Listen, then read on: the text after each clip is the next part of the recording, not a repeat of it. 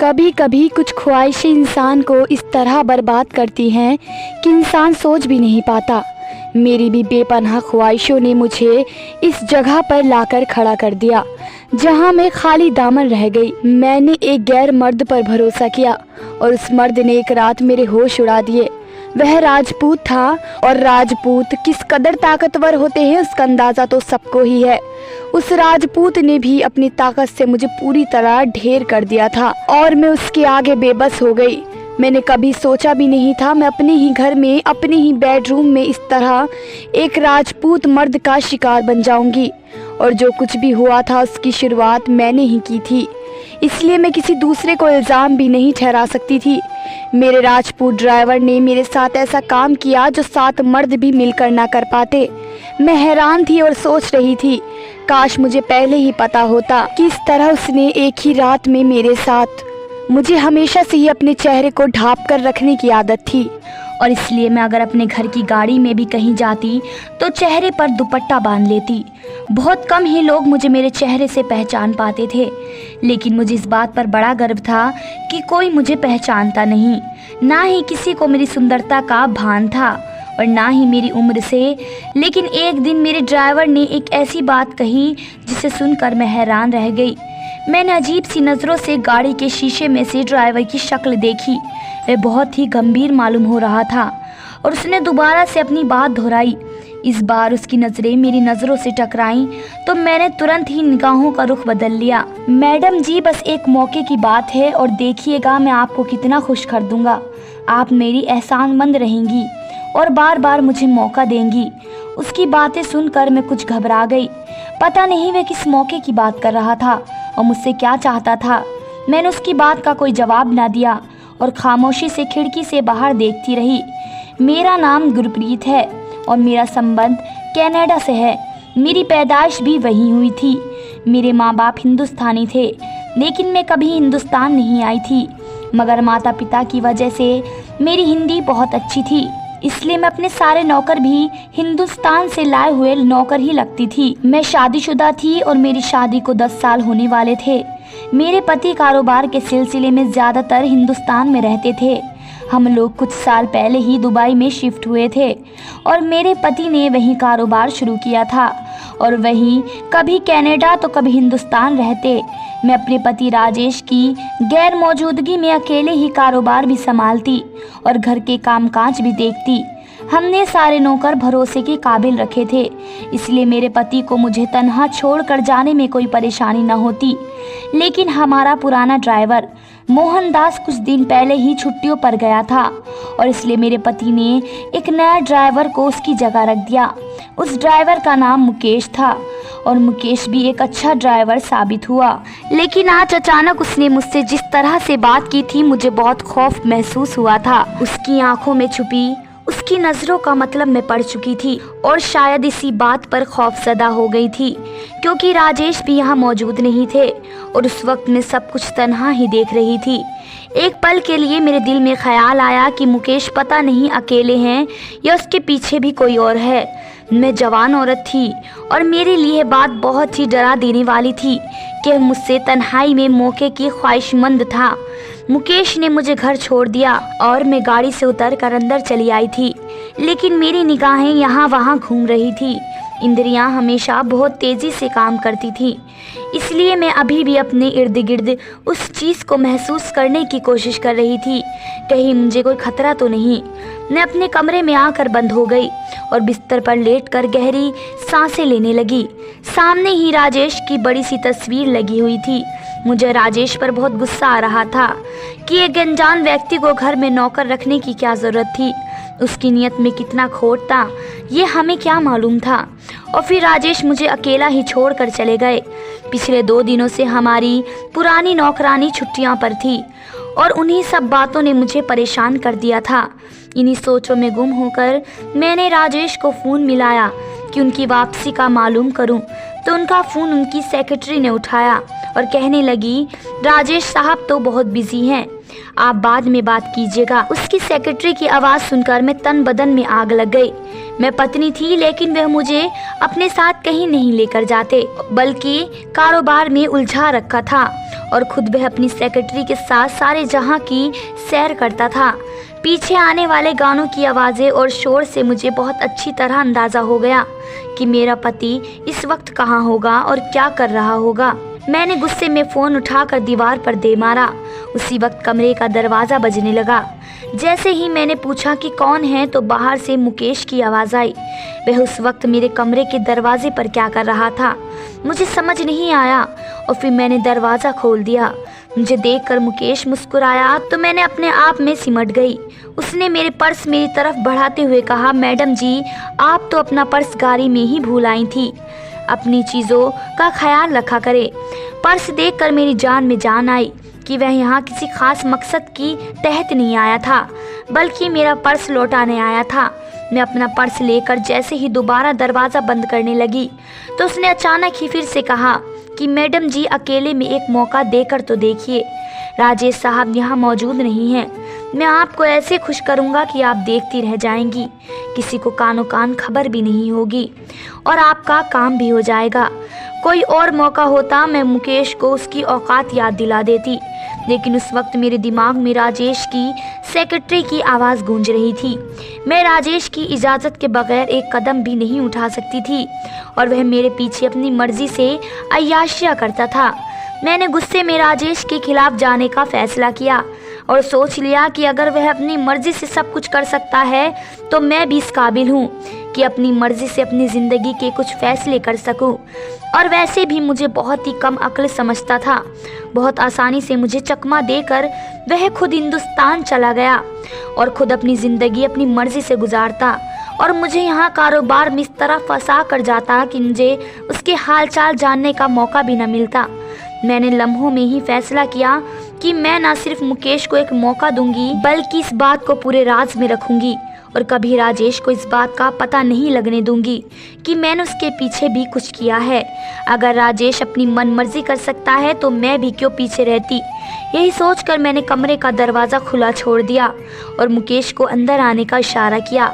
मैं उस वक्त घर पर बिल्कुल तन्हा थी और यह मौका इस काम के लिए बहुत ही अच्छा था। राजेश ने रितु दीदी को मेरे सर पर थोप रखा था। वे राजेश की गैर मौजूदगी में मेरा सारा वक्त न सिर्फ मेरा साथ देती बल्कि घर की हर छोटी से छोटी बात भी राजेश के आते ही उनके कानों में डाल देती। राजेश हिंदुस्तान में होते हुए भी मेरे हर लम्हे की खबर रखते। उनके साथ मुझे अपनी ज़िंदगी किसी कैदी की तरह मालूम होने लगी, जबकि मुझे उनके किसी एक पल का भी पता नहीं होता। इसलिए मैंने बस इसी कमज़ोर लम्हे में यह फैसला कर लिया कि अब मैं अपने लिए अलग रास्ते का चुनाव करूंगी और इससे ज़्यादा राजेश के इशारों पर नहीं नाचूंगी। मुकेश कमरे में मेरे पीछे पीछे ही चला आया। मैंने मुकेश से कहा कि वह पहले मुझे इस बात का यकीन दिलाए कि इसके और मेरे बीच होने वाली कोई भी काम या कोई भी बात राजेश तक नहीं जाएगी। वह मुस्कुरा कर कहने लगा, मैडम जी भरोसा करें, मैं ये कभी किसी के सामने नहीं कहूँगा और आपको इस तरह खुश करूँगा कि आप हैरान हो जाएंगी। मुझे मुकेश की बात पर यकीन आ गया, इसलिए मैंने अपने चेहरे पर से दुपट्टा हटाया और मुकेश से कहा कि ठीक है, मैं उसे आज की रात का मौका देकर देखती हूँ। अगर वाकई है मुझे महसूस हुआ कि वह काबिल है कि मैं उस पर और ज़्यादा भरोसा कर सकूँ या उसके साथ आगे बढ़ सकूँ तो मैं कभी पीछे नहीं हटूँगी। मेरी बात पर मुकेश मुस्कुराकर गौर से मेरा चेहरा देखने लगा। पता नहीं वे मेरे हसीन चेहरे पर क्या खोजना चाहता था। पहली बार ही मैंने किसी गैर मर्द को इस तरह अपना चेहरा दिखाया था। मुकेश के अंदाज ने मेरी सारी झिझक खत्म कर दी और मैंने राजेश को भूलकर और बिना इस बात की परवाह किए कि जब राजेश को पता चलेगा तो क्या होगा, मुकेश को एक मौका दिया। मैं कब तक राजेश की बेरुखी और लापरवाही को बर्दाश्त करती। मैंने फैसला कर लिया कि मैं अपनी ज़िंदगी को आगे अपने हिसाब से गुजारूंगी और ज़्यादा वक्त राजेश के साथ नहीं रहूंगी। और जैसे ही मैंने मुकेश को मौका दिया तो वाकई उसने मेरे होश उड़ा दिए। वह अकेले ही 7 मर्दों के बराबर साबित हुआ और वह रात मेरे लिए बहुत ही हैरान कर देने वाली थी। मुकेश ने जो कुछ कहा था उसे सच कर दिया था। मैं मुकेश से बहुत ज़्यादा खुश हो गई और मुझे यकीन हो गया कि मुकेश ही वह मर्द है जिसके सहारे मुझे ज़िंदगी में आगे बढ़ना है।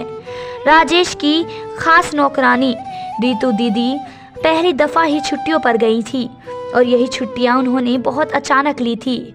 और सबसे ज़्यादा उन छुट्टियों का फ़ायदा मुझे और मुकेश को हुआ, क्योंकि ना ही कोई हम पर नज़र रखने वाला था और ना ही हमें रोकने वाला।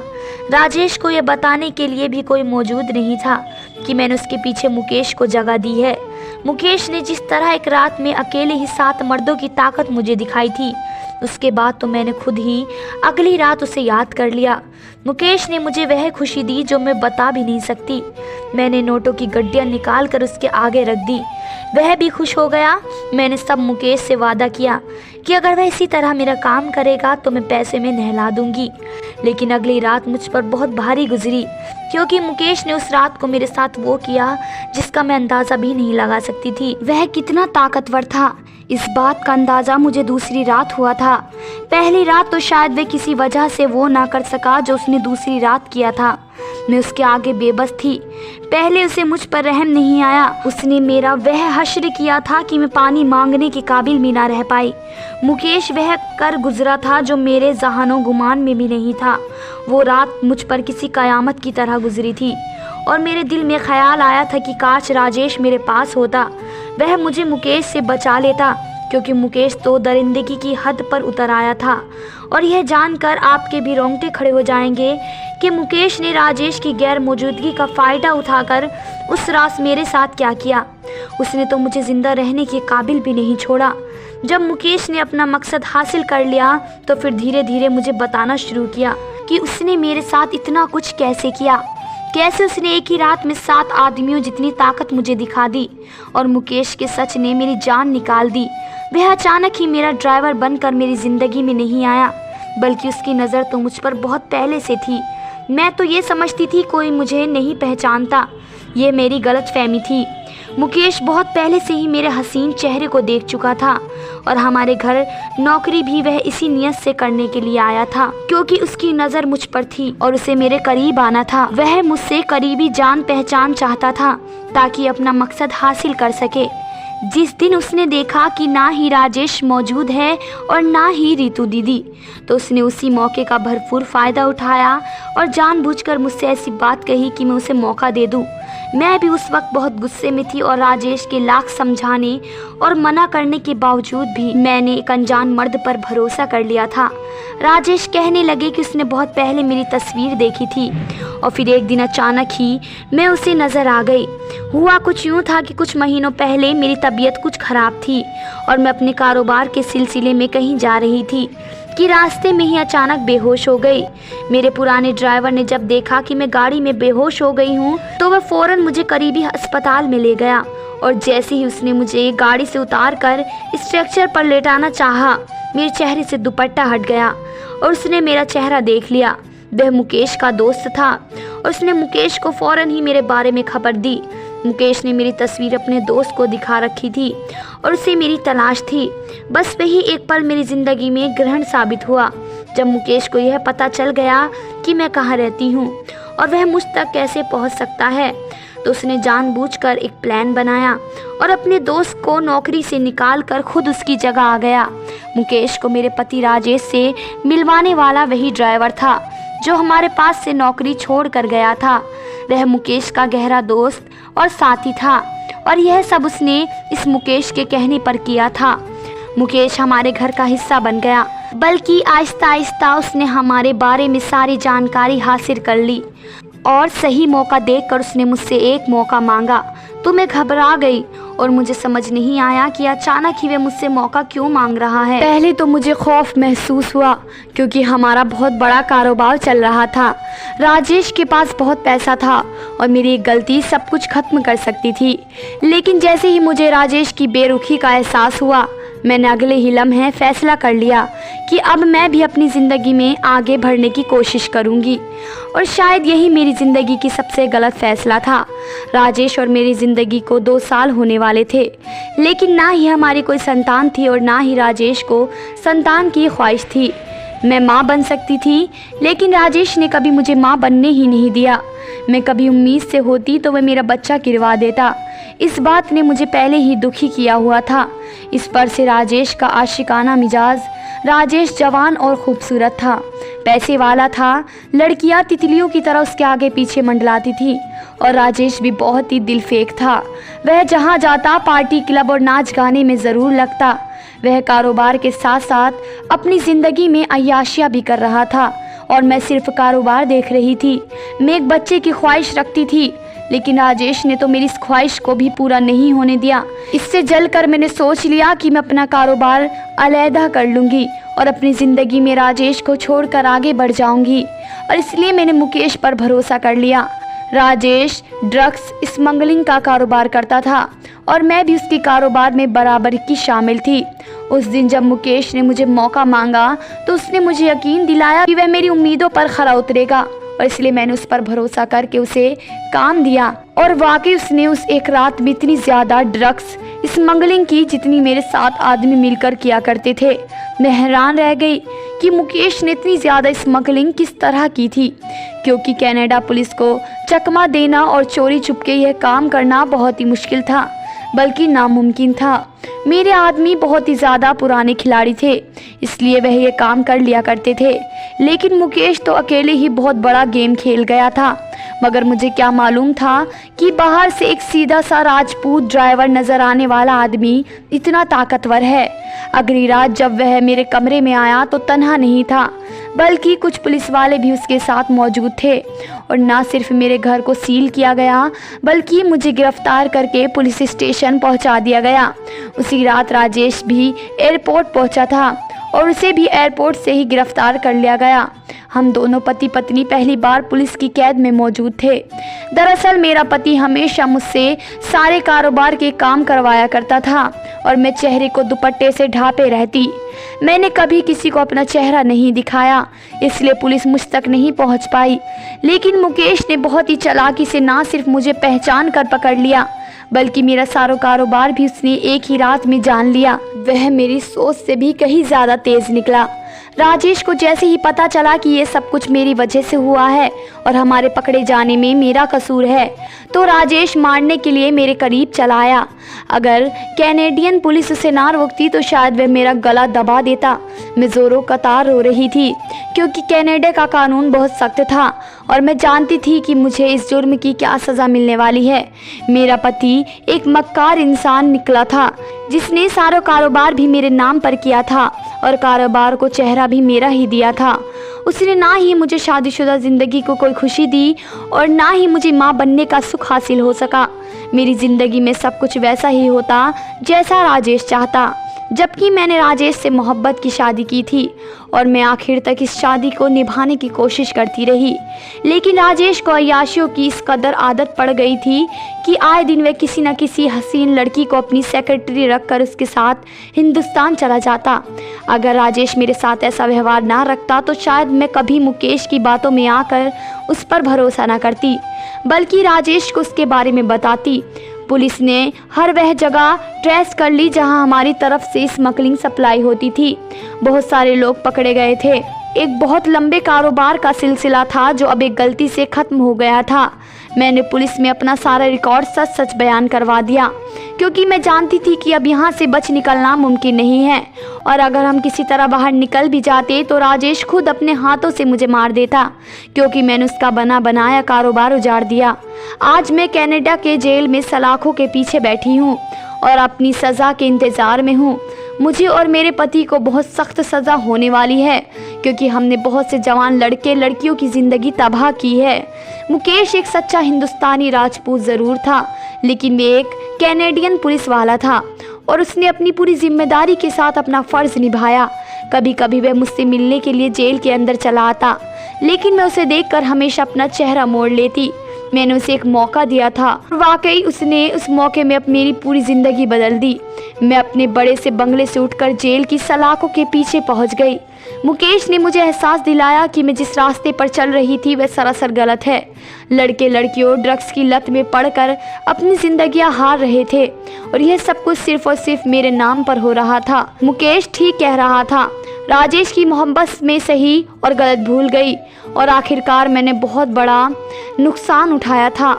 मैं अपनी सज़ा के इंतज़ार में हूँ और जेल की सलाखों के पीछे बैठी हूँ।